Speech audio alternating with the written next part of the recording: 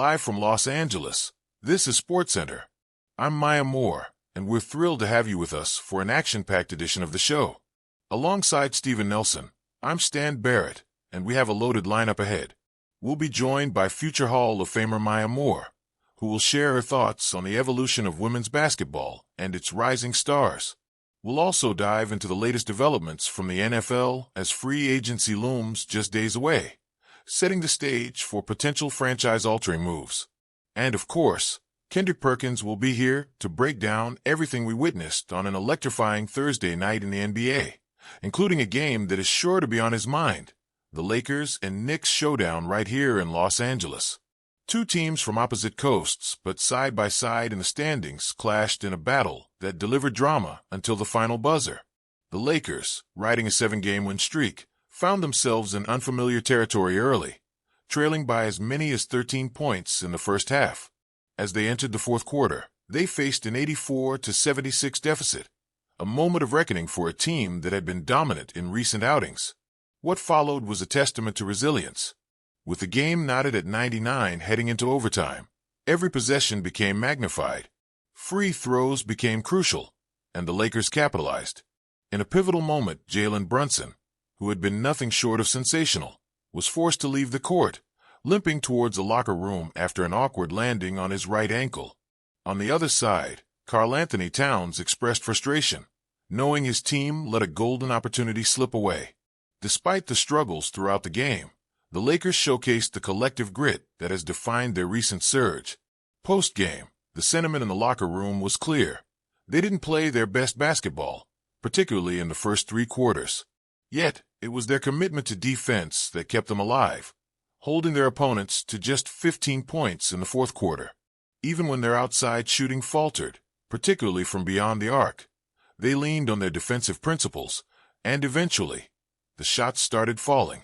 With this win, the Lakers extended their streak to 8 consecutive victories and secured their 10th straight win against teams with records above .500, a feat not achieved by a Lakers squad since the 1999-2000 season under Phil Jackson, a year that culminated in an NBA championship. It was a game that demanded analysis, and few do it better than Perkins, who joined us to break it all down. The Lakers, already a talking point throughout their winning streak, showed something different in this contest. As Perkins pointed out, it's not just about winning, it's about how you win. New York appeared to have control for much of the game, dictating the tempo and forcing the Lakers to find alternative ways to fight back. A key factor in the turnaround? Anthony Davis embracing a different role, essentially operating as the team's center and putting on a defensive clinic against Karl-Anthony Towns, holding him to a mere 3-4-13 shooting night. Meanwhile, under the leadership of first-year head coach J.J. Redick, this Lakers team has begun to forge a clear identity, something reminiscent of the early days of Phil Jackson's tenure in Los Angeles. Beyond the Lakers' triumph, the night also belonged to individual excellence.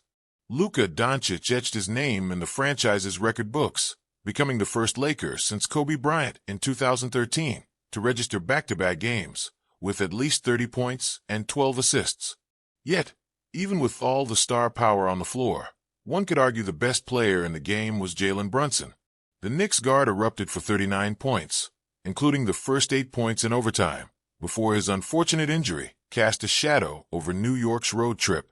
His absence could prove devastating, as the Knicks have now gone over a month without a signature victory, and with fewer than 20 games remaining in the regular season, their postseason aspirations could be in jeopardy. Perkins was blunt in his assessment. Brunson is the heart and soul of this Knicks squad, a player he believes should be firmly in the MVP conversation. Without him, New York must dig deep, with head coach Tom Thibodeau needing to galvanize his team defensively and instill belief in their ability to secure critical wins down the stretch. As always, Perkins delivered his analysis with unfiltered passion, making it clear that the road ahead for the Knicks is anything but easy.